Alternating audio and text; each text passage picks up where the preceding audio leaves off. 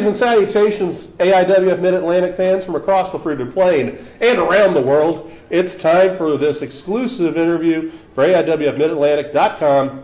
It is me, Scott Eiland, the voice of the AIWF Mid-Atlantic, and the next big thing, some people say, Axton Ray. Axton, say hello to the internet, my friend. Hello, AIWF. And next big thing, I wouldn't put it that far. But, you know, coming from the House of Chains, I say the AIWF better be prepared.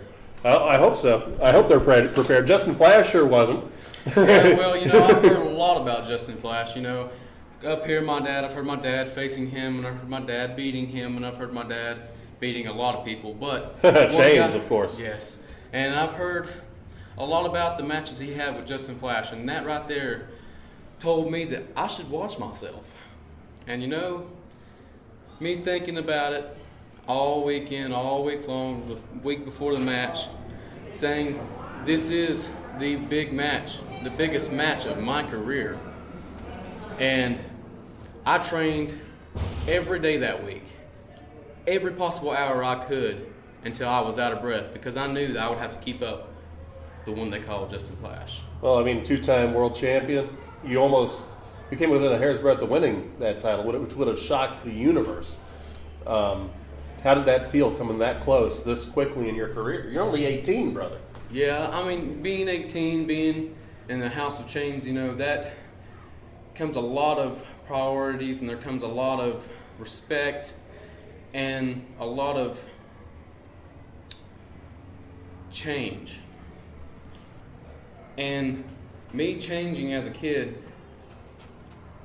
I learned how to deal with the most important things, and I learned how to deal with the lowest things.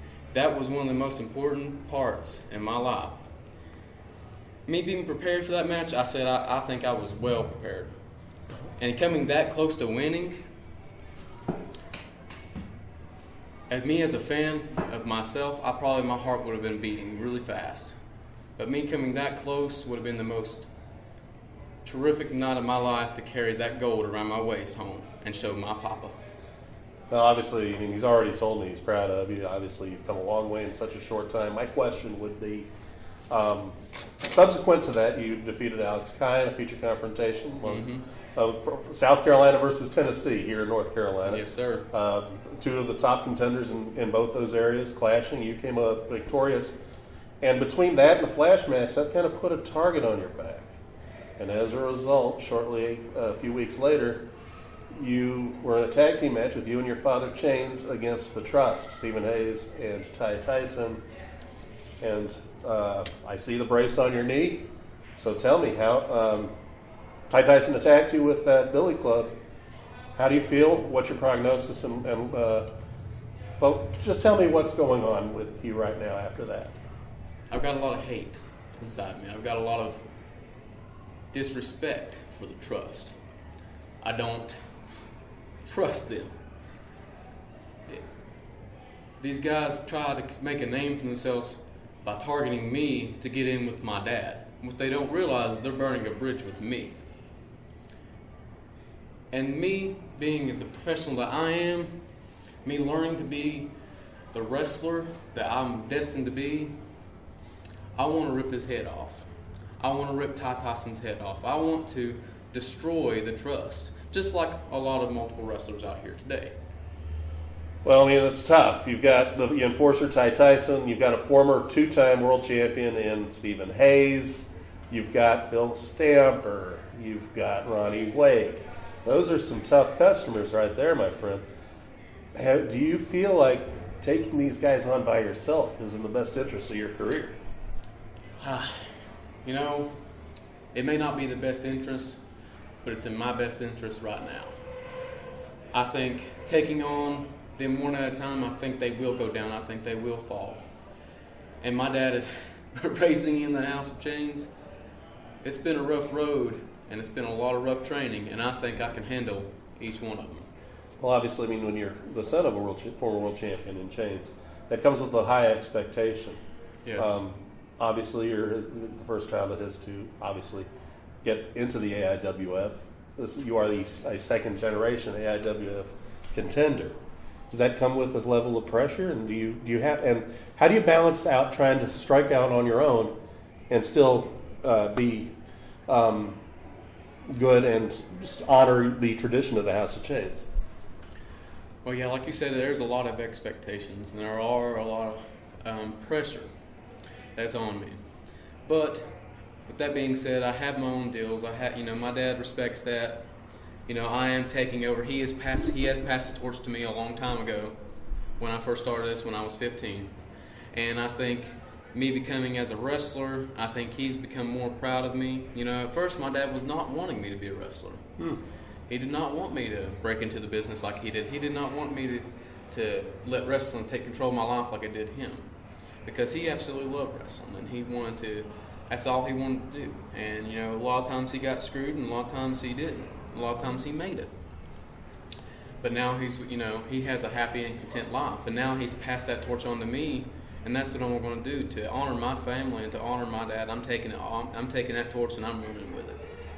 So, what was it like the first time you locked up with one of the most violent men in the AIWF's history that happened to be your father? How did that feel like? I can't imagine. Stiff. It did feel. I felt the passion in my dad's lockup. Believe it or not, it's hard to believe that you can feel that much passion in just a simple maneuver. But my dad, training me. There's nothing that my dad has not trained me for. I took a chair shot last week, and yeah, it hurt at first, but I got back up and I kept fighting because that's what my dad would have done. And growing up in the Chains house, with the ring in the backyard, training nonstop, my dad, as soon as he knew that's what I wanted to be, he got me a ring and he said, "This is what you wanted to be, so this is what you're going to be." And there's been a lot of days where I didn't feel like training that he made me, and I think I appreciate that. Yeah, I hear a lot of love, and in your voice, there's a little bit of fear even now. Is that for real, or are you putting one over on me? Do you still fear him a little bit? Do I fear my father? No. Do I respect him? Absolutely. Well, there's a difference. I can't say I really fear my father because my father's never given me a reason to fear him. Okay. The discipline, I never wanted to disappoint my father. My father yelling at me was the worst discipline ever. Growing up, I remember my father yelling at me for the first time because, my mom, she never let me see my father. And I remember my dad yelling at me for the first time, and I was frightened because he had such a deep, hollow voice. Oh, you still got that. Yeah. And I was scared that I had disappointed him, not because I was afraid of him raising a hand to me, because I was afraid that he would be disappointed in me, and that's what I never wanted to do was disappoint my father.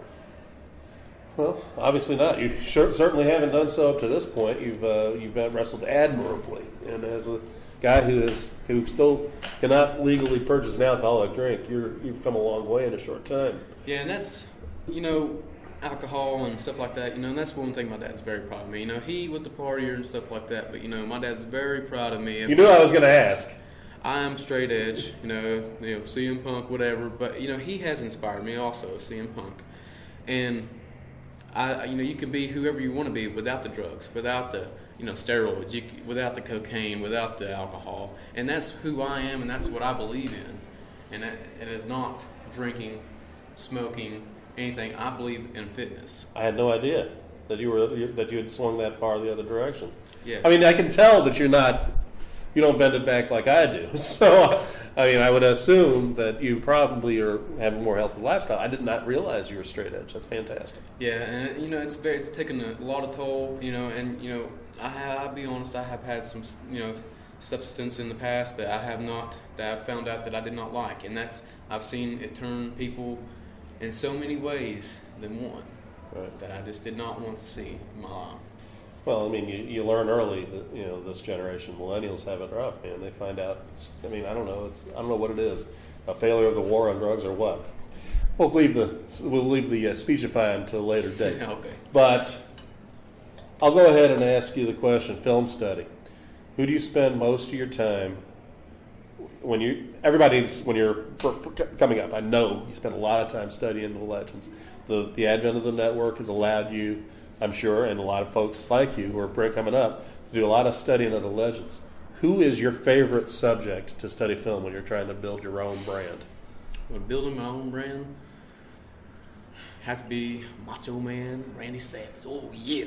New WWE Hall of Famer. Yes, sir. Well, I was jumping for joy. Well, we all were. So Randy Savage, that's a high bar to clear, my friend. Yes, it is. And I've thought of him. Ricky Steamboat was the most over babyface at one point. Bret Hart was, and Randy Savage just has something about him that I just want to be exactly like him.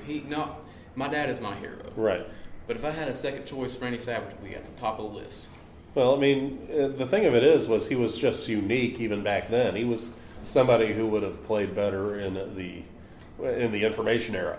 Yeah. Later. I mean, he came of age in the 70s and 80s, before the internet, before the widespread availability of film. But now that you have that, hey, the one thing about Randy, hey, he had a pretty brunette on his arm, so you had that. Yeah. That would have been my first, back as a kid, that would have been my first thing. Hey, there's something going with him. He's got that pretty brunette on his arm. I should follow what he does. Yes, sir. Obviously, he at one time one of the most vicious rule breakers in wrestling. Ended up becoming one of the most loved wrestlers of all time. What about his character do you want to take away the most? You know what? I love his in-ring ability. The set of the elbow, he came off the top. I mean, that's just beautiful. The way he set it up every time, the exact same. A lot of his psychology is what I like about. He could do an interview like that off the top of his head. And, this interview right here is very hard. I know, because I'm asking you tough questions. Yes, sir. But you're doing great. All right. So you're trying to tap into the emotions of the crowd. It's very hard to get somebody's attention. Yeah, I mean, coming from Johnson City, I was the most over babyface in the Tri-Cities area in Tennessee. And coming from being cheered all the time, from being in North Carolina saying, should I cheer for this guy or not? They couldn't figure it out at first. They couldn't figure it out. So what did you do to grab their attention? Because I couldn't figure out what you did. Is it a secret? I feel like I've got a really good charismatic attitude, and I think that coming out there, jumping around, trying to clap hands with them, and trying to get the crowd going, I think that's part of it. But going in against, like you said, the first time I come in here with Justin Flash, they didn't know what to make of you. Yeah, they didn't know what to make of you. Yeah. But boy, you won them over. Yes, sir. And they gave you. Did you ever expect getting a standing ovation in your first match in the AIWF Mid-Atlantic in Mount Airy? No, sir, I didn't. I really, I've been told many times of legends after legends that's walked through these doors. My dad including, how tough the AIWF is and how tough the fan base is. It's hard to get their attention, but Yes, once sir. you got it forever. Yes. There's nothing like the AIWF Mid-Atlantic. I love it. So, 5 years, where is Axton Ray? 5 years from today. In 5 years, hoping to further my career, I will be in college. That's one thing that, I love wrestling, but college comes first. Okay. My goal mainly for wrestling is I'm wanting to go to Japan. You want to go to Japan? You want to blow this popsicle stand, huh?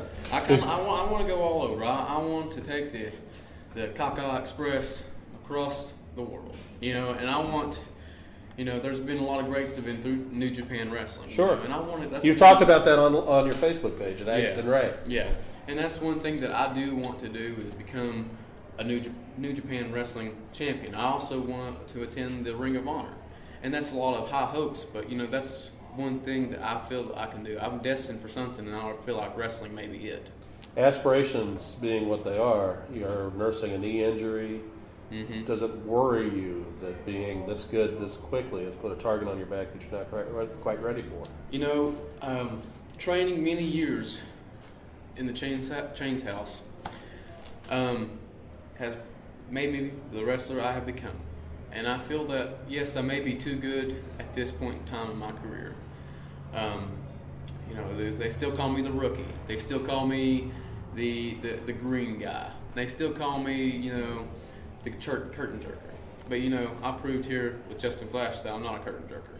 And I think that has put a target on my back. I think that has raised a lot of eyebrows, and I think that also has made a lot of jealousy in the locker room. Well, you certainly got the media's attention. Look, they got me out here talking to you. Well, obviously, to book Axton Ray, you go to his Facebook page, facebook.com/Axton Ray, right? Yes, sir. All right, so I will link to that in today's show notes. In addition, we're going to try to find, I want to embed that match between you and Flash, make sure it's easy for the fans to find. Any final thoughts for the fan base? Say your prayers and eat your vitamins. What's better than the opposite? All right, so AIWF fans, this has been the exclusive interview with current AIWF superstar Axton Ray. Be sure to check back in at AIWFMidatlantic.com and AIWF.net for more information. And don't forget, promoters, if you want to book Axton Ray, you know how to find him. This is Scott Eiland for the AIWF Mid-Atlantic, signing off for now. Good night, everybody.